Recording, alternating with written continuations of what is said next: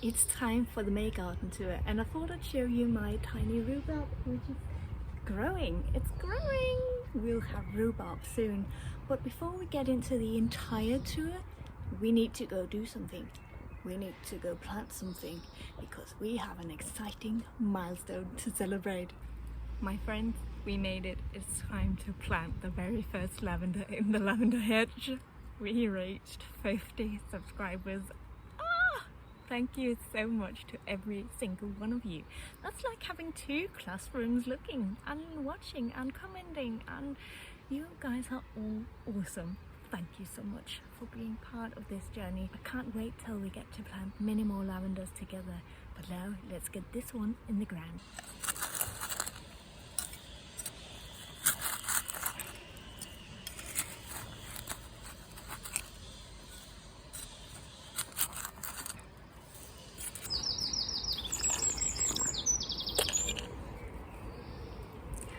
Let's just get this situated really nicely.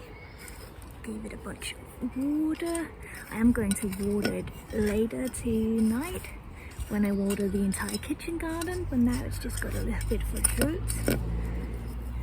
Let's get it in there.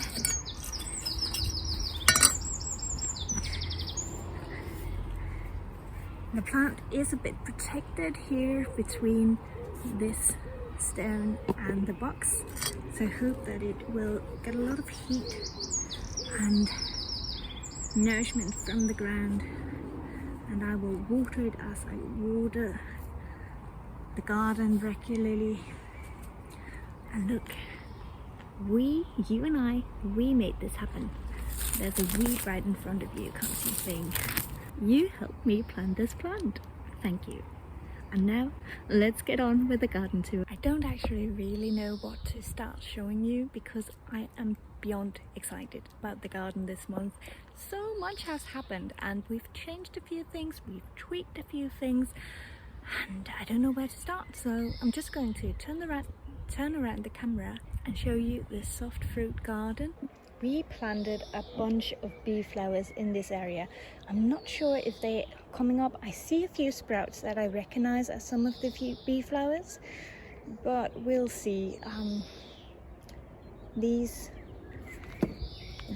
weeds are really taking over the area, and it's hard to weed them right now because I don't want to destroy any of the seedlings. Moving on to our strawberries. The plants are doing really well. This one is sending off a runner, it looks like. And as you can see, we're going to have berries hopefully, unless the birds get them. But hopefully these will be for us. We need to net them pretty soon before they start changing colour. And I'm also debating getting a bit of hay to put under them so they don't get any ground rot. But hay right now is really expensive. I think that's the way of most things. So I'm trying to decide if I'm willing to put that much money into getting these strawberries and still risking it all going to the birds. Let's walk over into the fruit garden. I've made a row of stones right here, and I actually plan to see if I can find enough stones to make a row there and there as well, to sort of wall in the soft fruit bush garden. I've also made additional room, so we have room for 2 more fruit bushes right here, and then we're going to extend the path as well. If you have a good idea for what we can use as a ground cover, I'd love to hear it. I've been thinking about putting down bark because that keeps the moisture well, but again, it's quite expensive, so any ideas you have, I'd love to hear them. It can be plants, it can be materials, it just has to look nice at the same time, because beauty is very important to us, and we are trying to create that slowly but surely. First up, we have the 2 blueberry bushes, and look at this. Look at those flowers. The blueberries are flowering. Do you get tired of hearing me gushing over flowers and herbs and vegetables, berries? I can't stop doing it. I love it so much. We had blueberries in my home garden growing up, but I never really noticed the form and the shape and the colour of the flowers. They're really delicate and beautiful, and we are excited to see if we'll get blueberries this year. There's a bit of fruit on the red currant already forming, so hopefully we'll be able to snack on some of those this year too. Not too many, but I think still a decent amount for the first year.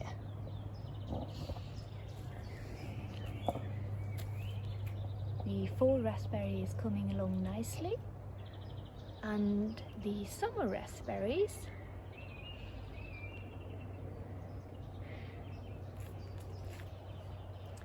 are really starting to get some growth on them and some flower buds. Now let's take a view down the garden. Doesn't that look awesome?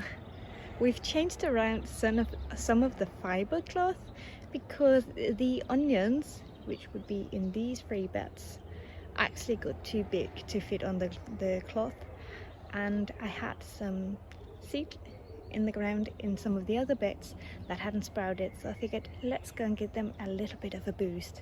Now let's go and inspect the beds, not entirely one by one, but a few at a time. First up we have the beet bed, and if all of these plants grow up, I'm going to have to thin them a bit in some places, and we will hopefully have beets. This next bed is a mixture of all sorts of things.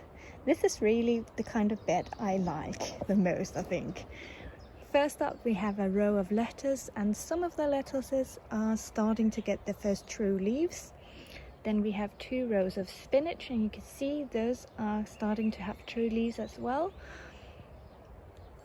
Then over here I planted the remaining onion sets, and I planted some carrots as well.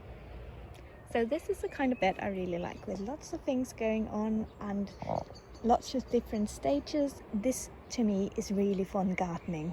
If I turn around quickly, this is where we planted some of our surprise tomato seedlings. So we planted 9 seedlings in this bed because we didn't know if all of them would survive, and we have one that is looking a little bit tired compared to the others.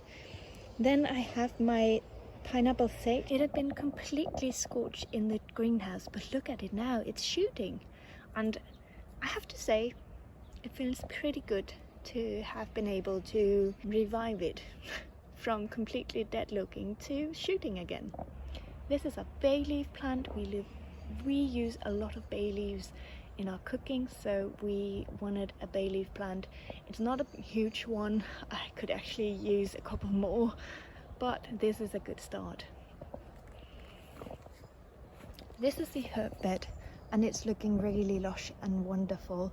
We have some lemon balm, some thyme, some parsley, some chives, some oregano, and some rosemary.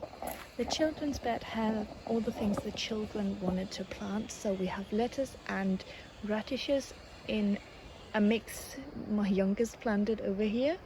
Then we have lettuce, and we have radishes, and we have carrots. I think there may be another row of carrots somewhere in there, and then we have some beets. Underneath this,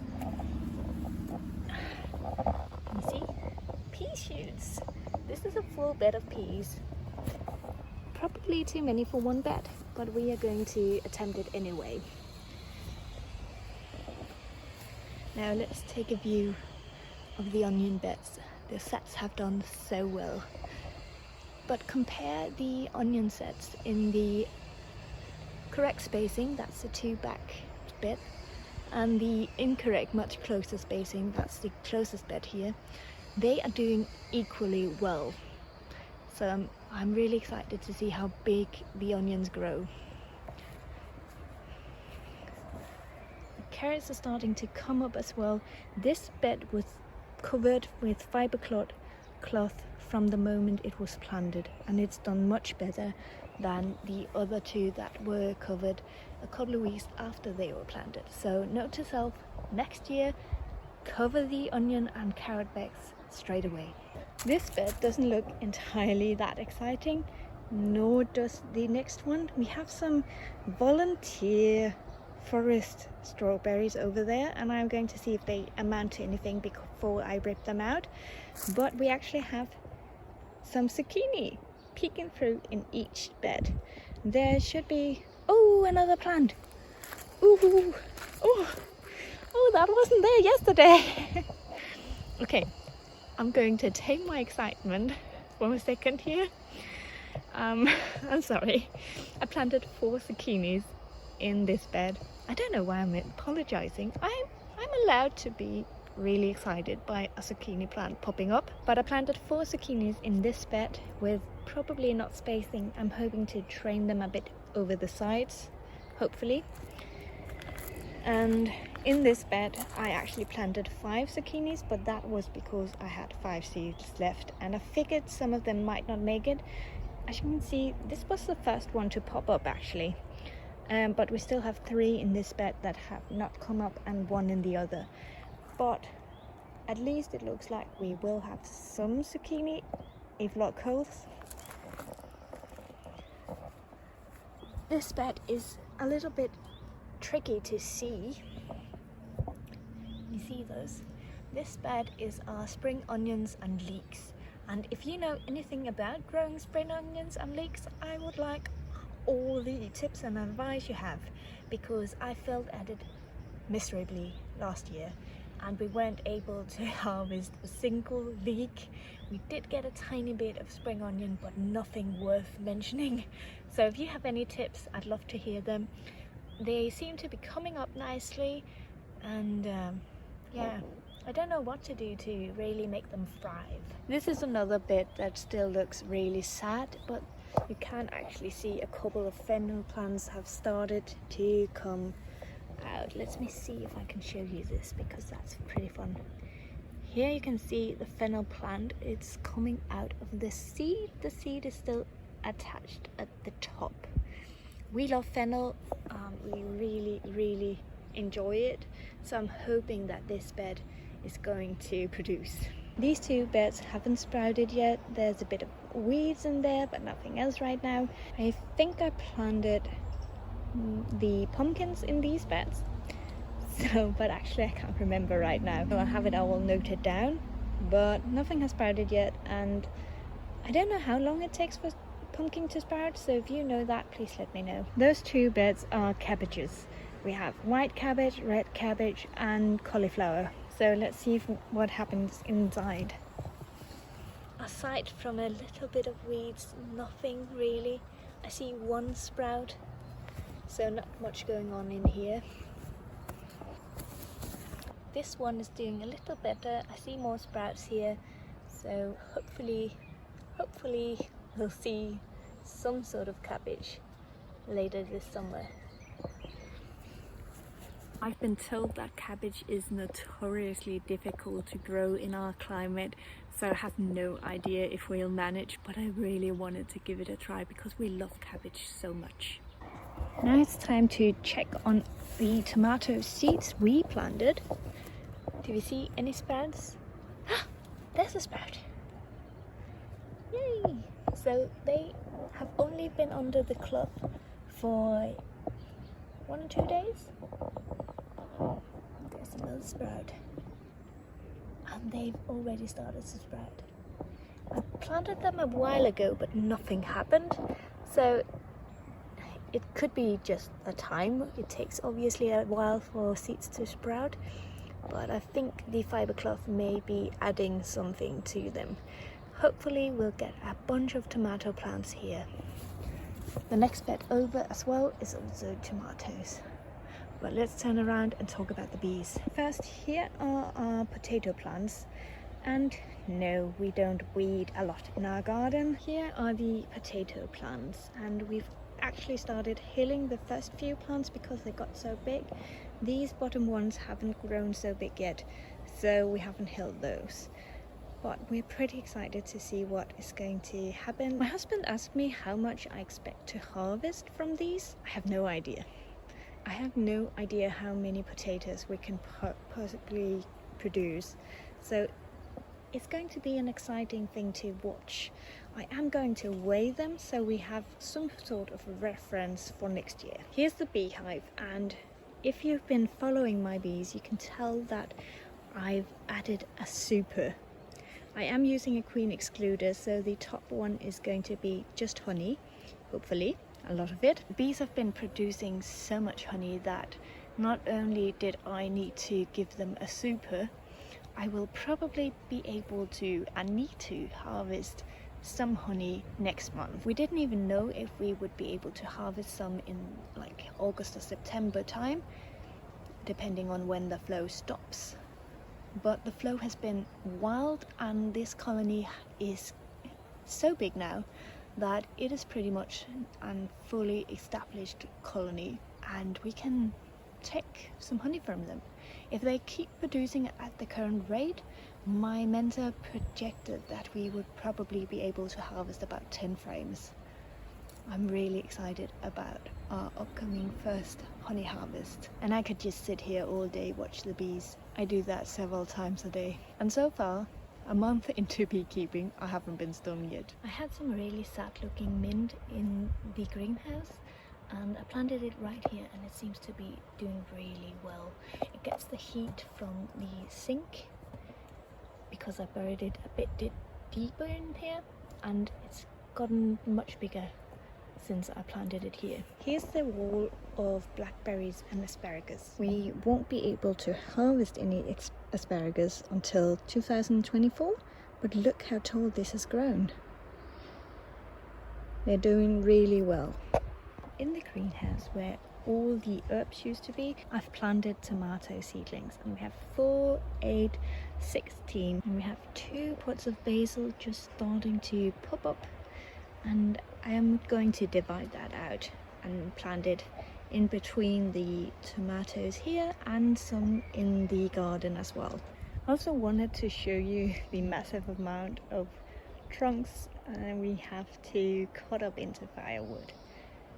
But this is the final step of the tree felling process for us, and once this is done, that project is over. I think it's pretty amazing that just over a month ago we had barely any seeds in the ground, and now we have so many things growing and maturing and just bringing promises and hope for the season ahead. I hope we have a bountiful harvest, and I hope you do too. Don't forget to subscribe and like this video, and let's hope we'll be able to plant many more lavenders for the hedge very soon.